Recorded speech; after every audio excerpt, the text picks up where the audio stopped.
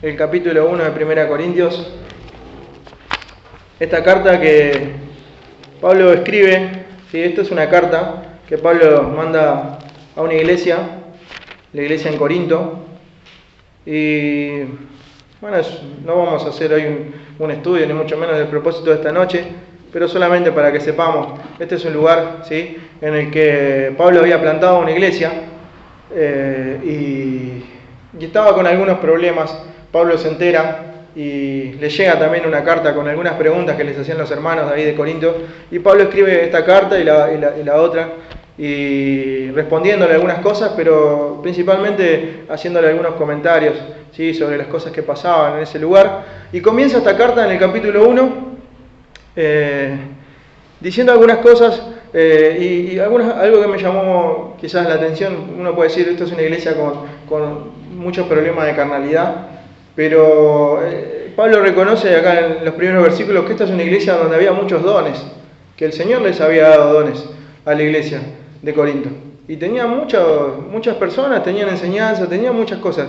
Pero, ¿qué pasaba? Corinto era un lugar, una ciudad muy rica, donde había puertos. Bueno, estamos hablando de esta época, ¿no? En la época donde el comercio se realizaba a través de barcos, y donde una ciudad que tenía un puerto era una ciudad que prosperaba, que era rica, como después, muchos años después, era si al pueblo llegaba el tren, bueno, el pueblo también prosperaba, una cosa así. En Corinto había dos puertos muy importantes, había gente de todos lados, había comercio, había dinero, había muchos templos de muchos dioses. Así que imagínense, así vivía la gente en ese lugar. Gente que, bueno, al haber muchos templos, había muchas religiones, creencias, por decirlo de alguna manera. Y Pablo en ese lugar, ¿sí?, sembró una iglesia, plantó una iglesia que creció, que fue prosperada. Y que, bueno, imagínense, personas que vivían así. Pablo, a través del Evangelio, logra que se conviertan al cristianismo. Y bueno, estas personas fueron creciendo, fueron madurando, pero había cosas todavía que quedaban de esa vieja vida, viejas costumbres. Había mucha promiscuidad en esa época y en ese lugar. Así que cosas como esas que iban quedando todavía, como dice la Biblia, el viejo hombre. Y bueno, entonces Pablo tiene que mandar y hacer estos comentarios en esta carta, pero nosotros vamos a leer solamente a partir del versículo 26. Yo te invito a que leas. Pablo se refiere a los hermanos del 26 al 31, vamos a tener ahí un comentario nada más, y te invito a que sigas conmigo esta lectura. Dice así, capítulo 26, del versículo 26 del capítulo 1 de Corinto, dice: pues mirad, hermanos, vuestra vocación, que no sois muchos sabios según la carne, ni muchos poderosos, ni muchos nobles, sino que, dice, lo necio del mundo escogió Dios para avergonzar a los sabios, y lo débil del mundo escogió Dios para avergonzar a lo fuerte, y lo vil del mundo y lo menospreciado escogió Dios, y lo que no es, para deshacer lo que es, a fin de que nadie se jacte en su presencia.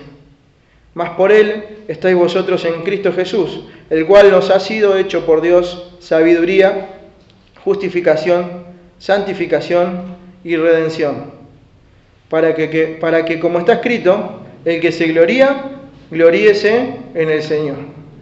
Sí, vamos a tener acá una pequeña reflexión en estos versículos que estamos leyendo. Dice que Pablo les escribe a los hermanos de la iglesia y les dice: miren que entre ustedes no hay muchos sabios ni muchos nobles. Un noble, una persona importante, quizás una persona que viene de una familia con un apellido importante.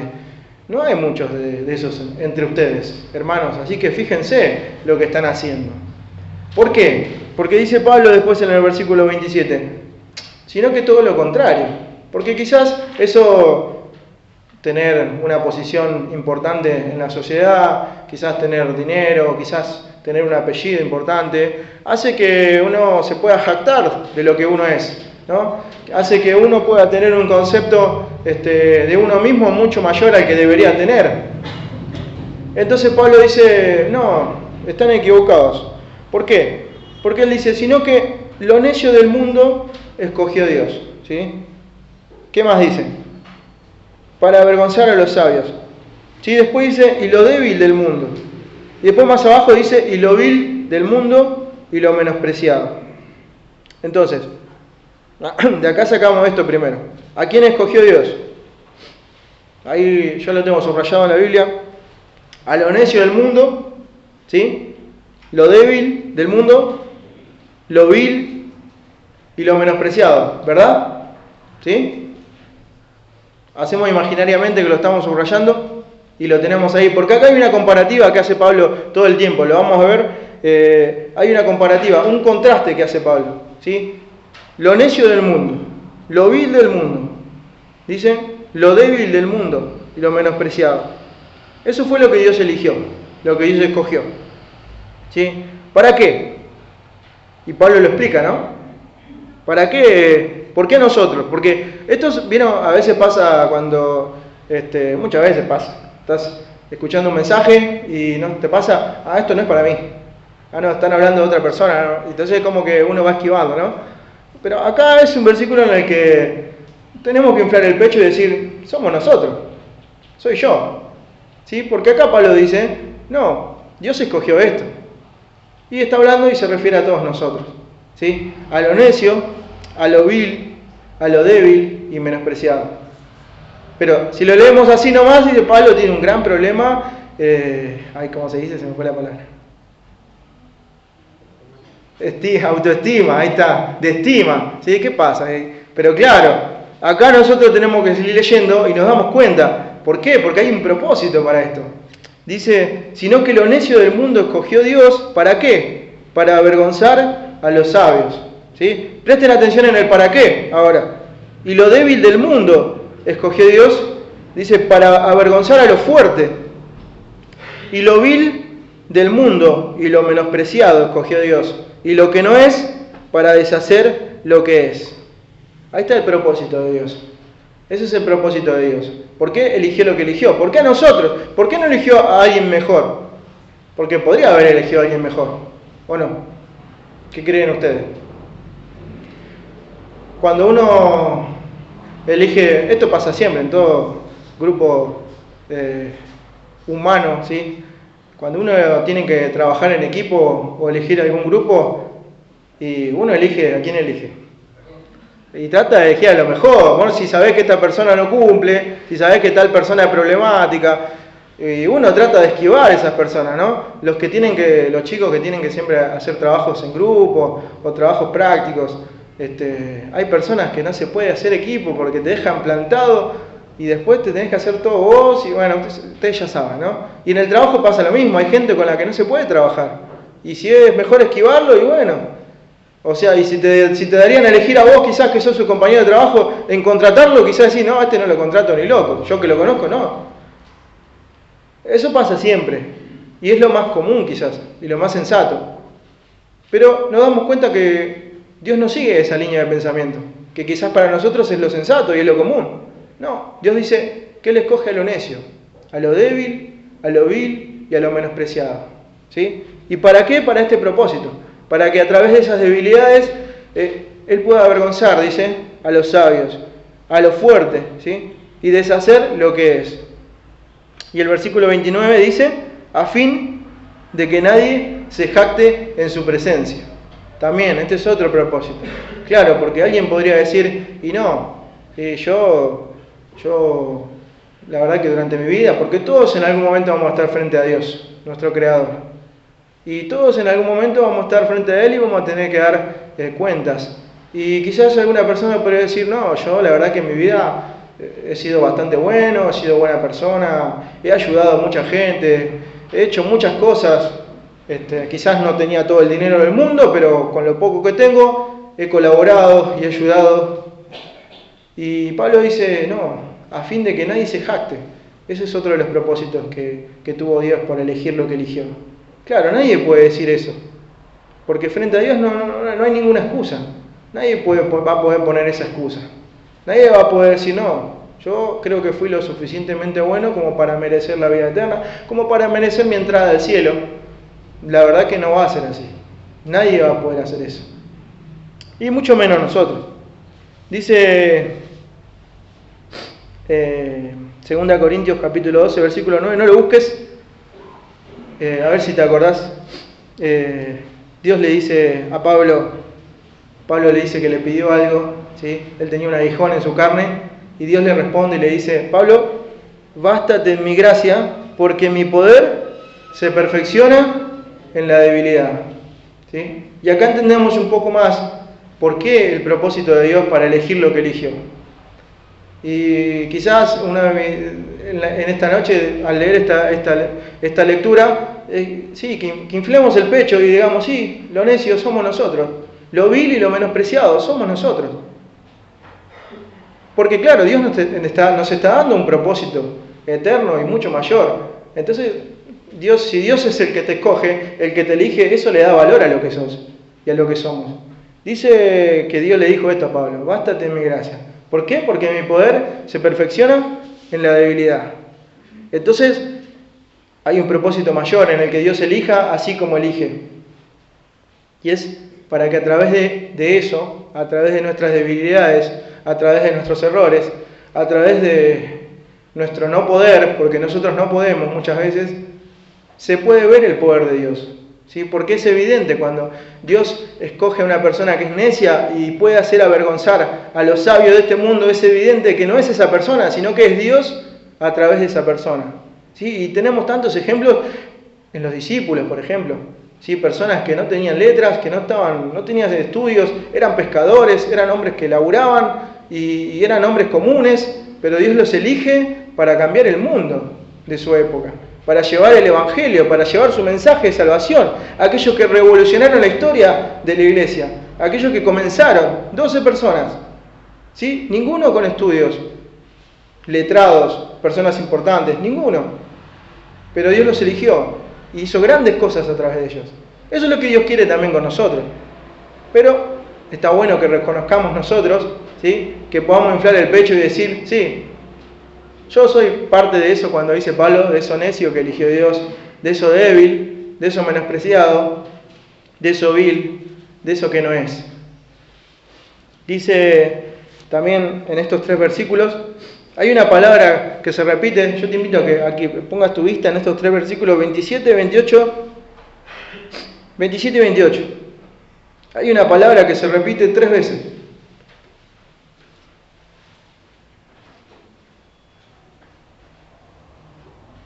Y la palabra es...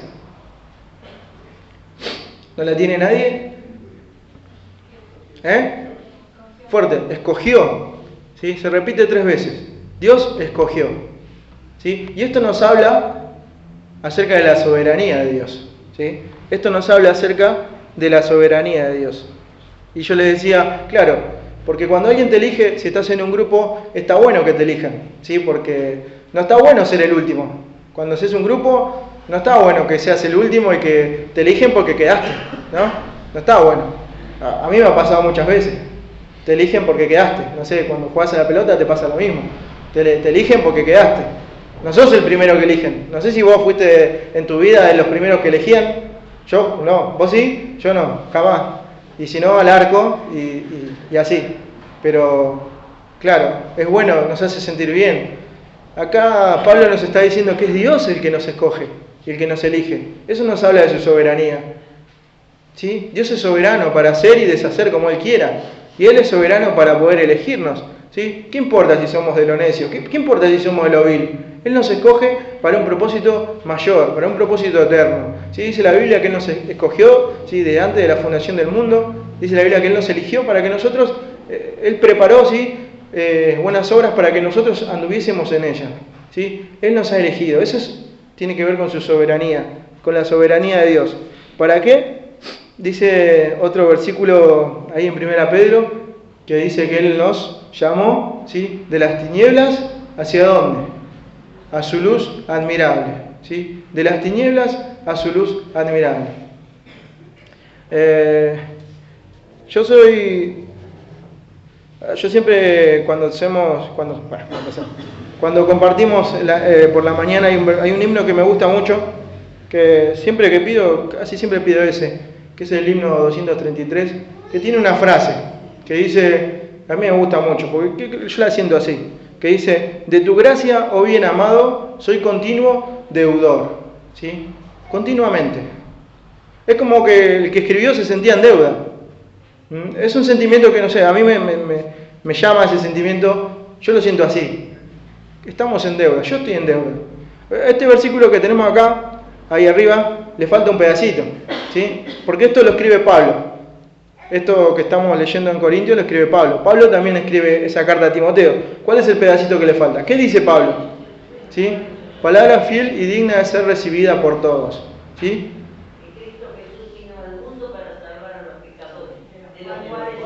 De los cuales yo soy el primero, dice Pablo.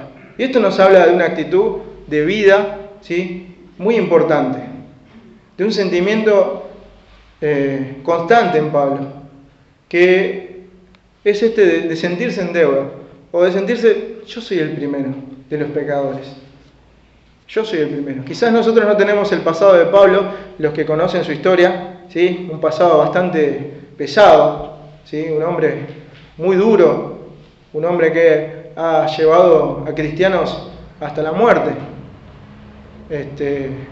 Quizás no tengamos ese pasado. Quizás en Pablo, bueno, al conocer su pasado podamos entender un poco mejor esa frase, que él diga que él se sienta de esa manera, de los cuales yo soy el primero. Pero no importa que no tengamos ese pasado tan pesado. Es un sentimiento que creo que al conocer a Dios y al verlo en su grandeza y en su gloria, nos deberían hacer brotar ese sentimiento de que estamos en deuda, ¿sí? Nosotros somos los primeros. Dice Dios, escogió a lo necio del mundo, dice, de lo débil del mundo, lo vil y lo menospreciado. Eso escogió Dios. ¿De dónde nos ha sacado Dios? Dios nos ha elegido, nos ha sacado de un lugar, ¿sí? Dice el Salmo 42, yo lo tengo acá anotado, lo busques.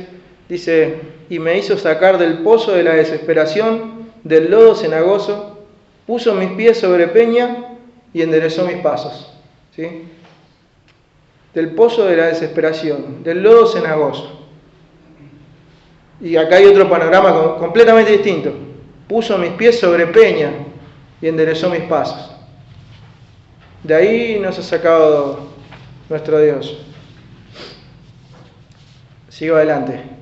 Entonces en estos versículos que leemos también podemos entender, ¿sí? Pablo escribe esto y podemos darnos cuenta de una iniciativa divina, ¿sí? De que es Dios el que toma siempre la iniciativa. Ha sido Dios el que ha tomado la iniciativa desde el comienzo, cuando el hombre cayó en pecado, dejando esa promesa ya desde el Génesis mismo, ¿sí? De que iba a mandar un Salvador. Dice en palabras del Señor Jesús, escribe Juan 15:16, no me elegisteis vosotros a mí, sino que yo os elegí a vosotros, le dice el Señor Jesús. Esto nos habla de una iniciativa divina, de que Dios siempre ha sido el que tomó la iniciativa para con nosotros. No hemos sido nosotros. Escribe Juan también, 1 Juan 4:9 al 10, en esto se mostró el amor de Dios, dice, para con nosotros, en que Dios vino al mundo, en que Dios envió a su Hijo unigénito al mundo, para que vivamos por Él, dice. Y el versículo 10 dice, en esto consiste el amor, no en que nosotros hayamos amado a Dios, sino que Él nos amó a nosotros y envió a su Hijo en propiciación por nuestros pecados, ¿sí? En esto consiste el amor. No fue iniciativa de nosotros, fue iniciativa de Dios.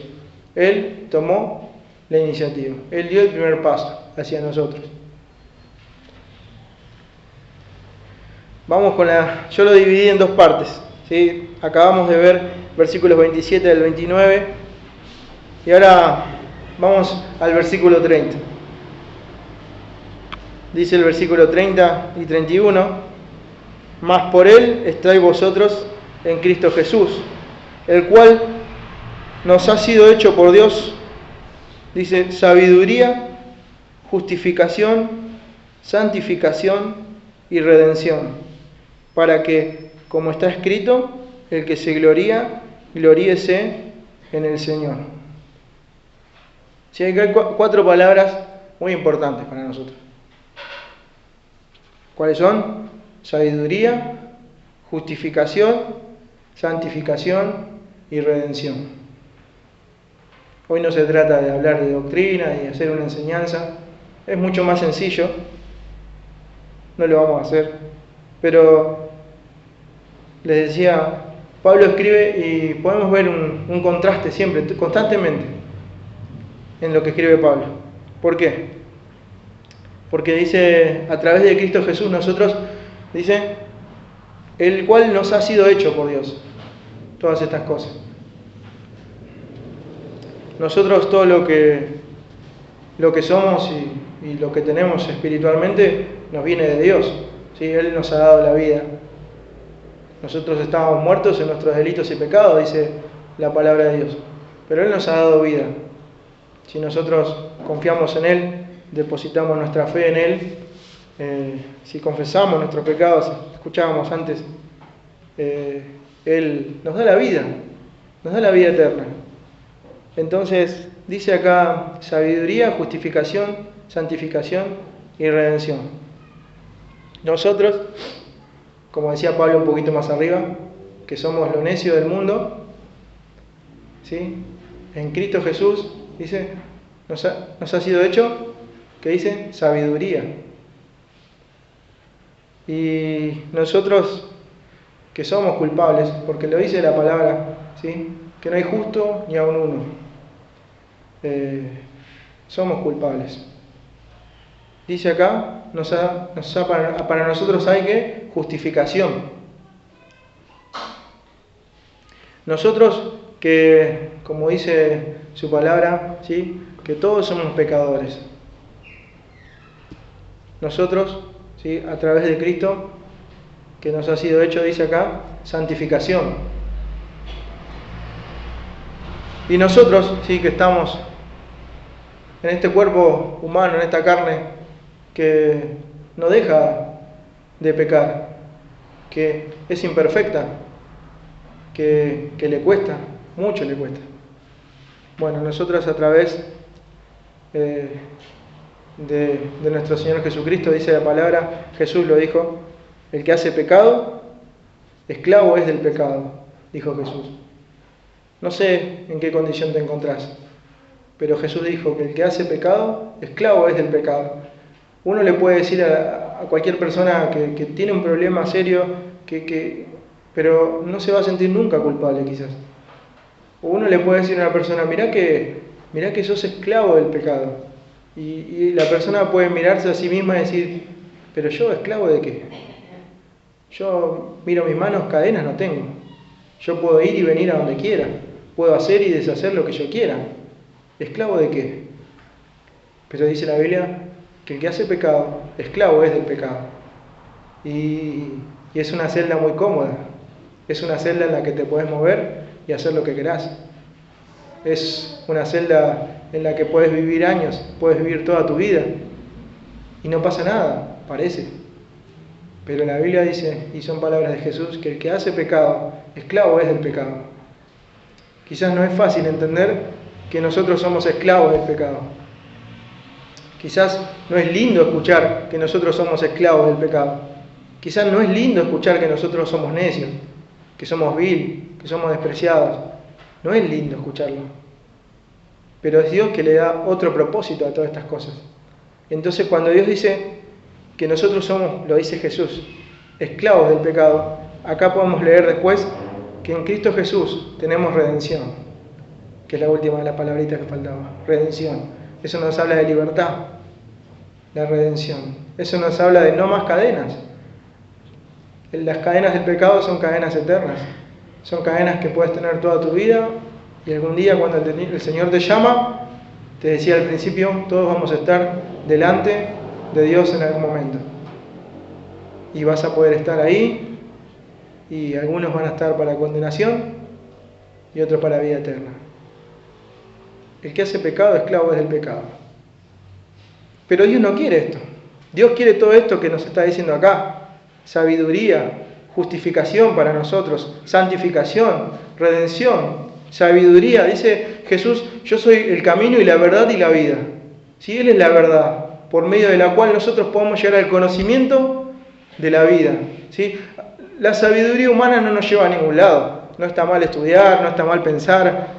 Dios no está en contra de la razón, ni de la ciencia, mucho menos.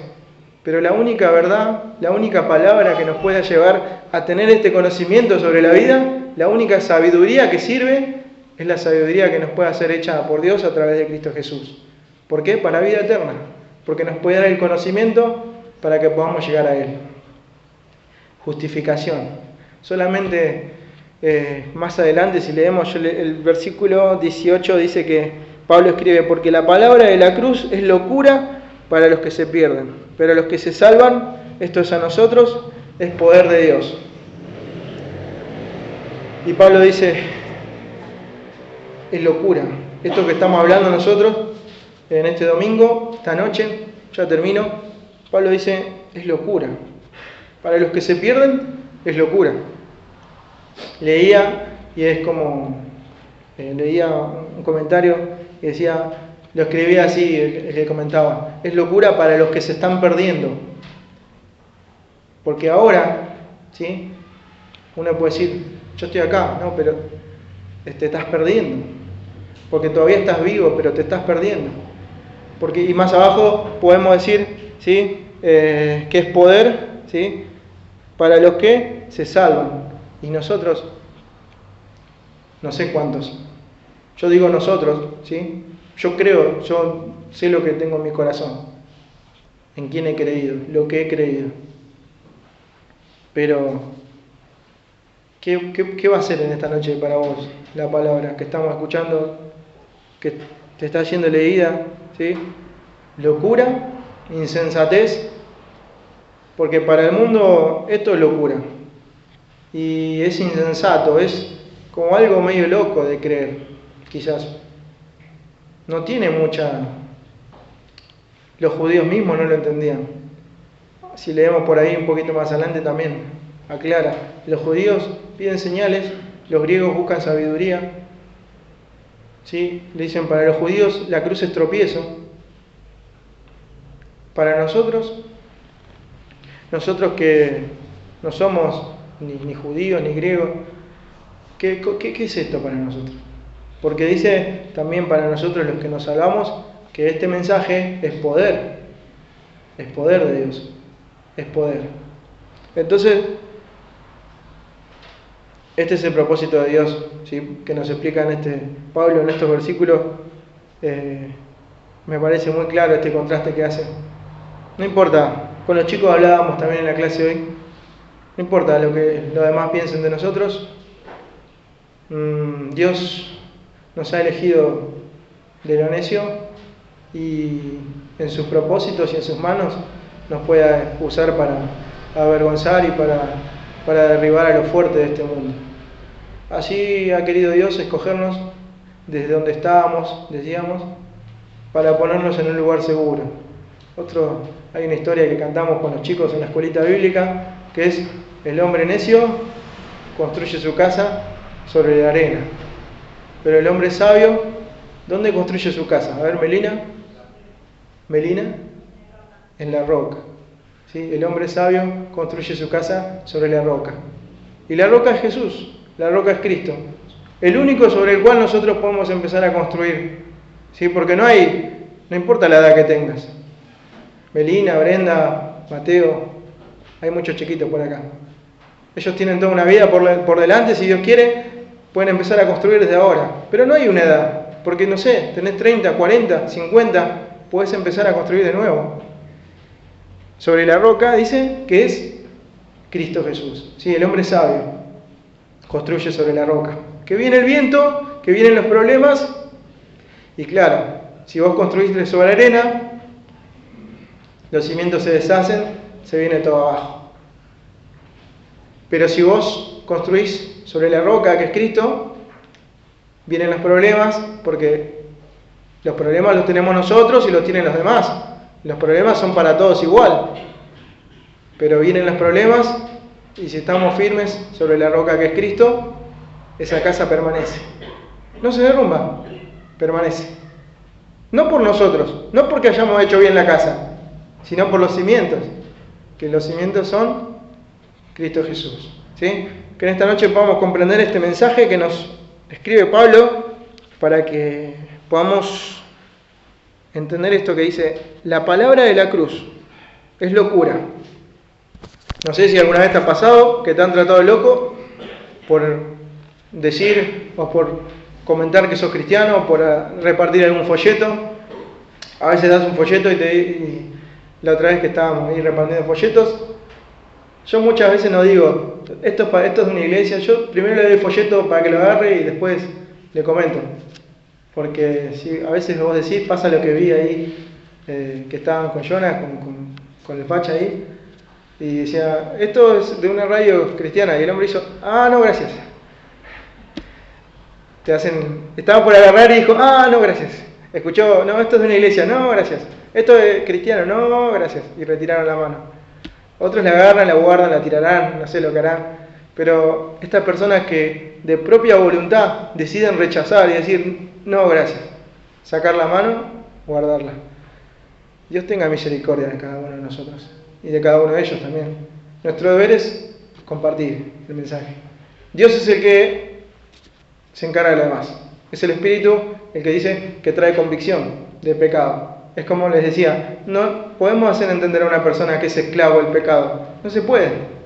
Pero es Dios el que se encarga de eso. Oramos por vos para que el Señor te toque tu corazón y puedas comprender este mensaje, que es un mensaje que para algunos es locura, pero para otros, los que nos salvamos, los que ya hemos creído, es poder. Poder, ¿sí?, de Dios. Amén.